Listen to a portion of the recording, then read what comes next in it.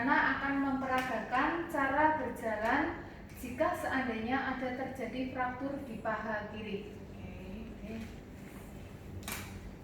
Yang benar gitu ya dok ya. Jadi yang ke kanan kiri bareng. NBP-nya Jadi kaki kiri tidak boleh menapak selama biasanya hampir 3-6 bulan. Tergantung dari kondisi perkembangan dari fraktur tersebut. Tongkat 2 maju, kaki kanan maju, kaki kiri diangkat, tongkat maju, kaki kanan maju. Yang benar gitu ya. Saya jadi kalau yang benar begitu saya ingin tahu yang nggak benar yang suka dikerjakan pasien seperti apa Mbak Nana? biasanya yang dikerjakan sama pasien satu Salah ya. Jadi harus bareng antara krok yang kanan dan kiri gitu ya. ataupun kadang dipakai satu gerak. Jadi sebetulnya untuk semua fraktur di ekstremitas harus kanan kiri ya. Bawah. Ekstremitas bawah aja. Oke. Jadi harus 2 krok, nggak boleh nawar. Kalau satu aja boleh nggak? Nggak boleh. Nah, tadi seperti mungkin ini, misalnya saya ambil ya. Kan kadang pasien ada yang bilang gini, waduh saya ngirit bu, kalau beli 2 sepasang kan mahal 300.000. Saya beli 1 aja gimana bu? Nah, yang terjadi adalah pasien hanya menggunakan 1 krok, maka akan terjadi ketidakseimbangan pada anggota tubuh.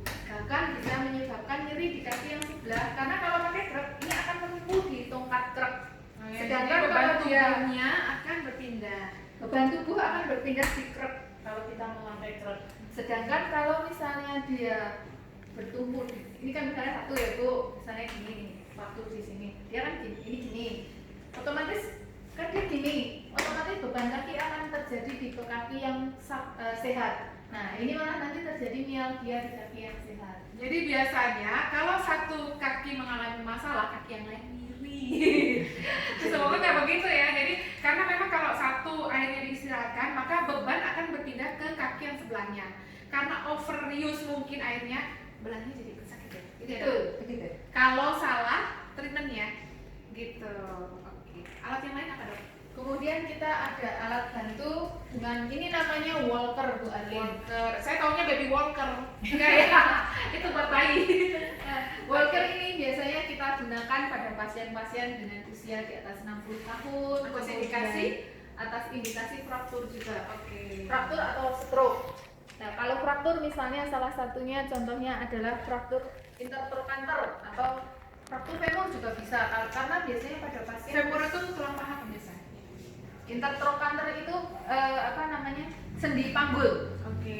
Biasanya kenapa kita pakai ini? Karena kalau dia di atas usia 60 tahun ada gangguan keseimbangan jatuh ya Bu. Iya, sering fall ya. Ya. Jatuh ya. Kalau ini dia akan lebih seimbang supaya karena mengangkatnya dua-duanya akan terjadi. Nah, Mbak Nana misalkan ini kaki kiri yang retak gitu ya, Mbak Nana akan memperagakan cara jalan dengan walker. Silakan Mbak Nana. Ya. Kaki 1 melangkah, langsung walker lagi, kaki 1 melangkah, walker lagi, kaki 1 ini ke depan, ini melangkah, walker lagi jalan, melangkah, walker lagi jalan. Kalau yang salah gimana itu Mbak Nana? Pasien suka salah jalan, ada nggak? Kadang pasien itu untuk walkernya tidak dipasang posisi rigid.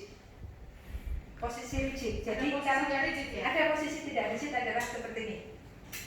Ini pada walker yang siap setting seperti ini dia pakai ini.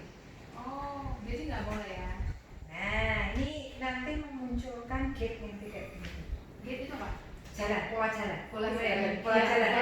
pola jalan. Nah, ini kalau posisi jalan memang ini harus disetting posisi kaku.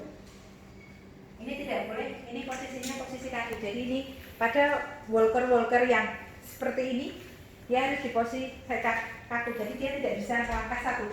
Kalau melangkah 1 dia mesti ininya dia tidak nyaman kalau dilangkahkan 1. Jadi dia harus begini. Kalau ini bisa dipakai untuk pasien stroke juga nggak? Atau beda ininya, walkernya? Pada pasien stroke biasanya kita lihat kondisi pasien tuh. Kalau kita Pakai ini kan soalnya tergantung kekuatan tangan ya. Iya. Biasanya kita pakai tripod kalau misalnya paresenya kekuatannya hanya 3. Tripod tuh yang cuma satu Tripod kakinya yang 3. yang Yang satu ini cuma kakinya satu 3. tangan kok itu ya. Itu tripod seperti ini contohnya, maaf ya. Oh, Ini mungkin bukan tripod untuk kamera, tapi tripod untuk stroke pun seperti mirip ini. ya. Tapi Oke. dia panjang seperti ini. Ada di bawah. Oh. Oke. Oke. Oke, kalau misalnya pakai tripod, itu artinya misalnya dia terjadi kelemahan di tangan kiri. Biasanya kita pakai tripod di kanan. Nah, pada pasien ini bisa digunakan stroke untuk jika kekuatan pasien kekuatannya di atas 4. Rata-rata 4-5 bisa pakai ini supaya dia pola jalannya atau Benar. tidak betul, karena dia otomatis kan kanan kiri ada pegangan, kanan kiri. Sedangkan kalau pakai tripod, pasien pasti cenderung miring, Bu. Iya. Tapi kalau kekuatannya 3, kita tetap memakai Yang yang ini. enggak yang tripod. Oh, tripod. Kalau ini kekuatan di atas 4 4 Khusus fraktur kan? enggak stroke tadi. Stroke tetap bisa juga. bisa dengan Dengan kekuatan. persyaratan kekuatannya di atas 4. Kalau stroke pada pasien dengan kekuatan di atas 4. Kalau pada pasien fraktur biasanya walker digunakan untuk pasien di atas usia 60 tahun lansia. Kalau misalnya untuk anak-anak ada ukurannya juga ya? Kalau Ada, kayak gitu ada ya? Ini ada. untuk dewasa ya? Berarti ini untuk dewasa dengan ukuran tinggi badan seperti saya. Kalau ukuran tinggi badan seperti sekian, berarti nanti memakai ukuran yang di atasnya. Ini ukurannya M, berarti tinggi badan di atas. Ini pun bisa digunakan untuk pasien-pasien dengan tinggi badan yang dia bisa dinaikkan sampai sekian. Oh ya, jadi Sampai fleksibel sekian. ya? Fleksibel. Oke. Kalau beratnya, kalau tingginya sampai 70 masih bisa pakai ini berarti? Tinggal nyetel itunya? Tinggal nyetel. Kalaupun Oke. dia tidak mampu, tidak cukup memakai ukuran yang ada ukuran di atasnya. Ada ukurannya, Bu. Jadi untuk Anak-anak ada, untuk anak-anak dewasa ada, ada. dewasa ada, dan dewasa ada SML juga, Bu. Ada SML, ada XL. Kalau misalnya orang bule rata-rata kan pasti pakainya L atau XL. Kalau ini biasanya untuk orang Indonesia. Untuk Indonesia. Oke. Dan walker pun untuk bermacam-macam walker sebenarnya ya dok. Iya. Kalau untuk yang anak-anak juga ada, tapi Iya. ukurannya ini karena anak-anak untuk ukuran Lebih kecil pakai berarti ya? lebih kecil dan dia biasanya sedikit agak brodel. Oh.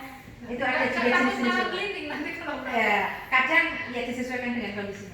Ya dok ya. Roda itu juga macam-macam, Bu. Jadi walker ada, kalau ini walker Walker dinamik. dinamik. Dinamik artinya dia bisa gerakkan ke kanan, ke kiri. Kalau ini dilepas, ininya dilepas,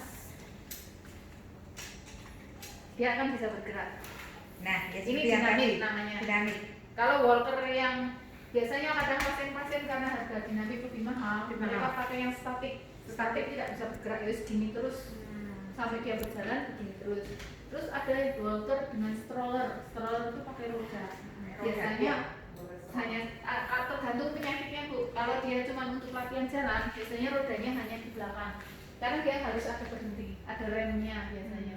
Tapi kalau misalnya dia memang khusus buat supaya bisa jalan, terus rodanya empat-empatnya. Sebetulnya targetnya kalau mereka udah membaik, ini nggak perlu lagi ya? Ya, Tidak ini mau sekedar alat jadi bantu. untuk alat bantu saja. Iya. Oh iya. Kalau di bidang dokter juga ada alat bantu korset juga ya dok ya? Nah, alat bantu korset biasanya kita bilangnya untuk penyangga lumbar, atau kalau untuk penyangga leher kita sebutnya cervical collar. Kalau korset itu kita sebutnya lumbosacral orthosis. Terutama itu digunakan untuk pasien-pasien dengan saraf kejepit HNP. Karena pada HNP kan terjadi nukleusnya keluar ya, Bu. Ya. Terus dia kan terjadi penyempitan, terjadi penekanan, maka disuruh pakai korset. Atau kalau untuk yang leher, karena HNP juga biasanya pasien digunakan untuk supaya pasien mengurangi dia bergerak, mengurangi nyeri juga. Oh gitu. Ya. Jadi yang cervical itu yang suka, mungkin pemirsa suka ketemu orang yang pakai gini ya. Yang sudah Collar pakai neck penyangga ya? leher, collar neck. Collar neck. Jadi itu bukan buat gaya-gayaan, tapi buat terapi gitu ya. Biasanya pasien fraktur juga, Bu, kan ada fraktur di leher, letak di leher. Oh, iya. Atau untuk pasien dengan letak di pinggang, itu juga kita pakai lumbar collar. Oke. Makasih banget ini dokter, jadi saya jadi lebih jelas lagi untuk penggunaan ini. Jadi saya kira tadinya kalau orang pakai satu apakah ada penghematan, ternyata itu salah ya, harusnya dua-duanya supaya membagi beban itunya seimbang dan meninggalkan menghindari nyeri. Menghindari nyeri, terus supaya pola jalannya tidak berubah, menghindari juga supaya dia tidak terjadi kerusakan postur. Kan kalau pada pasien-pasien itu yang sering kalau dia nyeri kan terjadi gangguan postur, nyeri. Jangan lupa subscribe, like, and share, and comment di channel kita supaya kita bisa memberi informasi dan berbagi ilmu lebih banyak lagi. Oke? Salam safety.